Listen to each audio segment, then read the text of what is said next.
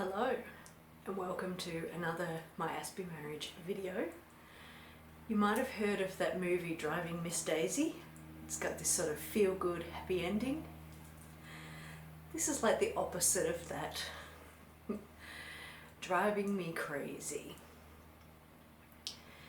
When I moved in with my husband, and the first time that I had visited his family, we went for a drive and my husband was driving and his dad was in the passenger seat. And his dad was just nagging him, just almost relentlessly. Sort of like, why are you in this lane? Why is the indicator on? You need to be in that lane. You don't need to indicate yet. You need to turn here. Why aren't you turning here? You know, go in that car park. Why aren't you in that car park? And I remember sitting in the back seat and just thinking, wow, my partner has balls of steel. I would have just like hit the eject button and, you know, ejected my parents. That being said, my parents don't operate that way at all. My dad had been teaching me to drive since I was 14 because he felt that should anything happen, I would need to be able to drive people to the hospital. So he'd been teaching me to drive from a very young age, and he was always very patient, very courteous, very sort of calm, very similar to me in that sense, I guess. So I'm there and I'm watching my partner deal with his dad, and I'm just like amazed, you know, just super impressed. Like, he didn't yell, he didn't say anything, he was just so calm about it. And at the time I didn't really understand much more than that because I hadn't been in a situation where I was doing much driving. When he lived in my place, I didn't drive much. I had no real reason to be driving in the car with him. When I lived in his place for those 3 years, he had his car and then I purchased my own and was driving separately. He would go to work and I would go to work, and we would not be driving together unless he was the driver. It wasn't really until we got back to my place that it really started to come out that he was just like his dad. He would get in the car and nag me and badger me and critique and yell.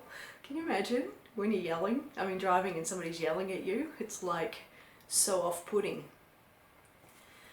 So what I've heard from forums and other autistic people speaking and things like this, a lot of them don't drive because it's anxiety riddled driving. You've got to remember to put the wipers on and still indicate at the same time and turn and brake, and you've got people talking to you and there's noise and it can be overwhelming. So there's a number of autistic people who don't drive. Again, I don't know what the percentages are, if most of them don't or most of them still do. My husband is different. He's not anxiety riddled when he drives, he's quite calm. And where he lived in the middle of nowhere, he had to learn to drive. There was no choice. If he wanted to get anywhere, he needed a vehicle. And also because it was sort of country town, the traffic's not so extreme that it would be very sort of anxiety riddled, if you can understand what I'm saying there. Whereas, you know, when you drive in the suburbs or the city, there's just cars and traffic and everything everywhere, and it can be overwhelming. So he was a pretty cool driver, a very calm driver. He's very competent. He's never even had an accident, unless he's hit things that don't move. But he's never hit a car, he's never hit another car. So he's a pretty good driver.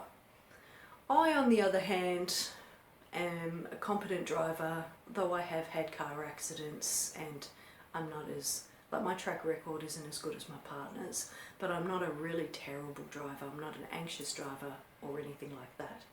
In fact, I really, really, really love driving. It's one of my favourite things to do, is to get in the car, crank the music and just drive along. So where the anxiety comes into play with my husband is when he's the passenger. So as an Aspie, when he's the passenger, he's not in control. His anxiety just rises. You can just you know, it's almost palpable.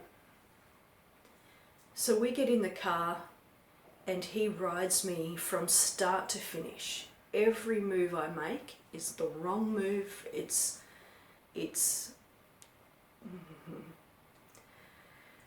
I once went to my mum's. She lives an hour and a half away. And by the time I got there, I was pacing. I was pacing the floor. I was ropeable. I don't think I've ever been that cross or upset or significantly sort of visually agitated in front of my family as I was that day. And they asked me, what's the matter? And I've gone, it's him! He just nagged me the whole drive here, an hour and a half drive, and he's in the passenger seat writing me about everything. And I was just so stressed by the time I got there. Everything was an issue. Why are you so close to that car? Why are you so far behind? Why are you going so slow? Why are you going so fast? I mean, you couldn't win. It didn't matter what you did. You were either driving like a granny or driving like a hoon.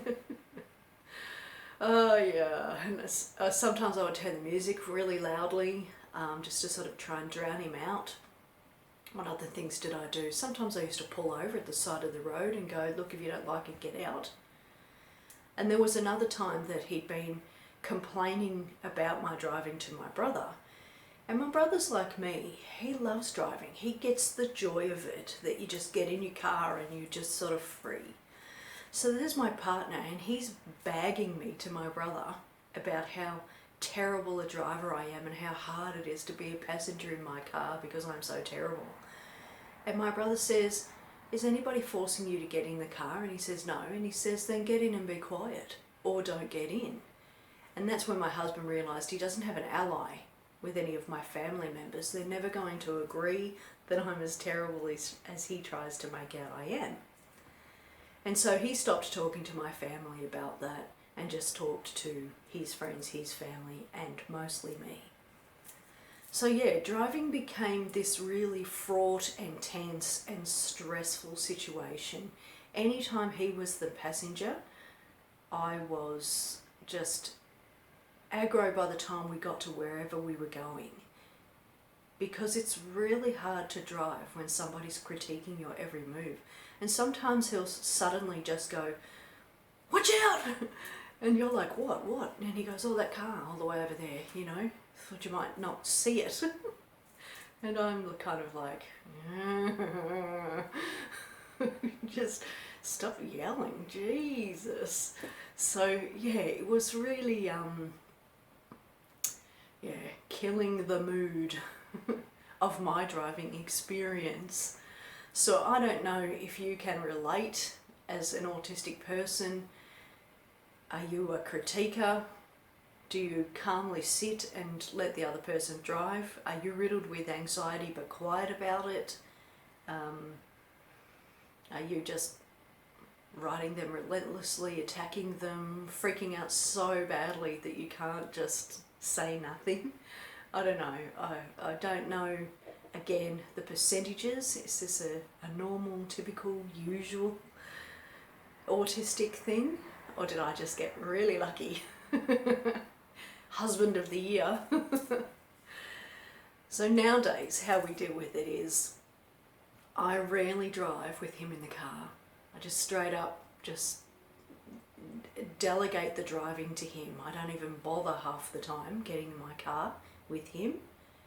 It does kind of annoy me because I'm not getting to enjoy the ride as much, but I do a lot of things like go for long country drives and go and visit friends and things like this, and that's how I get my driving without him, and then I still get to enjoy it and relax. Yeah, so that's how driving drama. And I probably haven't captured exactly how awful it is being in a car with him. I mean, I'm a pretty calm and casual person at the best of times. So for me to have rocked up at my mum's in that severely agitated state would give you just some idea of exactly how horrific it was having him as a passenger. And as I was saying before, some of the things that I've tried, if I did stop and say, look, be quiet or get out of the car. He'd be quiet for a little while and then start up again. And with our recent counsellor, I'd raised the driving topic with her, just briefly, and he was agitated by that because he said, "Why are you bringing up the past? It's been ages since I did that." And I said to him, "It's true, but that's because it's COVID and it's been 2 years since anybody went anywhere, let alone me driving in the car with you." I said to him, "However, the very last time I drove in the car with you, you were critiquing. Doing things like, I take a corner and he's going, 'What's the hurry? Why are you going so fast?' And I'm just accelerating. And then I'm in one lane and he goes, 'You don't need to be in this lane, you need to be in the other lane. Why have you got your indicator on so soon? Why are you riding up these people's bums?' Which I'm not. So yeah, just small things like that that just kind of, they don't make you feel good as a driver. They make you feel like you're doing this really shitty, crappy, dumbass job, that you can't drive for shit, that you get in a car and everything you do is so crap and wrong and bad and whatever, that by the time you get to the destination, you're just not feeling happy and chilled and calm." He has calmed down, of course, over the years, yet it's still not, it's not gone. It's not, I mean, I guess he can't help himself if he's feeling so anxious when he gets in the car with somebody else driving. Although I've never seen him do this to anybody else. I'm trying to think when I've seen him be a passenger in somebody else's car. Well, he doesn't critique his dad when his dad's driving. So I have seen that. Yeah, so I guess it's one of those things, again, that he reserves for me, and a lot of things that he does are reserved for me. So I've spoken now about a number of the conflicts we've had. So we've had the housework, the parenting, finances, the gardening, food, and now driving. And what I'm noticing is, at the start of our relationship, there were kind of niggling signs that something wasn't going to be okay. Then sort of in the middle of the relationship, say 5 to 20 years, things got really drastic, overwhelmingly hectic, fraught, to the point where I was very, very angry, cross, fuming quite a lot, just hating the relationship, to be honest. And then over the last so many years, things are starting to mellow out. So people say all the time that you can't change somebody. And I was never trying to change him, per se. However, I wanted him to know that his behaviour is detrimental. And ultimately, I guess, he didn't have to change if he didn't want to. He could have stayed exactly the same. And I would have just been out of the relationship. There was no way I wanted to stay with somebody who did that. And that's the thing, is that all of those things that he was critiquing, I felt and feel and wholeheartedly believe to this day that I was never terrible at them. I was never bad. I was never as crap as he made out. And I guess that's where most of the conflict stemmed from, was him sort of having these critiques and fault findings and put downs and such for things that I enjoyed doing. I enjoyed housework. I was good with finances. I loved being a mother. I love driving. And I've got this guy who just critiques and fault finds and puts down everything that I enjoy. And so it has gotten to a point now where he has killed off some of that joy. In particular, I don't enjoy doing those things when he's around. I mean, finances are finances. There's neither here nor there with that. I don't do anything specifically when he is around. I'm not a shopper. I'm never going to be this major spender. But things like, he pays all the bills now. I've handballed him all the bills. I don't do any of the bills whatsoever, because if I was in control of paying the bills, I would be ridden about had I paid it on time and was it a day late and that kind of badgering. So I stopped doing that. He does the shopping because I just got sick of the kind of arguing that we had about how much I'd spent or what I didn't buy. He won't go shopping with me because if you relate to the food video, I say, can we not put that in the trolley? Can we not put that in the trolley? And he wants to buy whatever he wants to buy, which I can sort of understand because he's a grown man. He wants to buy whatever he wants to buy. It's just frustrating because usually he doesn't actually eat most of the stuff that he buys. He buys it for the children, and I don't want them to have it that much either. So I'll open the pantry, see all this shitty food and realise it's for the children and think, oh no, you know, it's just damn. So I have just given up on a lot of things essentially. I've kind of, what's the word? Not really rolled over like a dead dog. Just kind of stopped doing things that might bring about any kind of conflict or argument with regards to it. So a lot of it's been handballed to him. When we go somewhere, he drives most of the time, and I just sit and stare out the window and don't engage much and things like that. So yeah, that's sort of how things are progressing. I don't know if you can see that in the other videos. There's kind of the start, the middle and the now.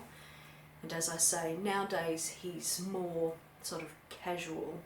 He has calmed down considerably. And maybe that's just because I handballed everything to him.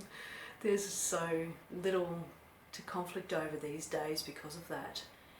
Anyway, that's the things that we conflict about. I've spoken in a series of those, and so soon in future videos I'll start to talk about some of the things that we actually have in common. I know, shock horror.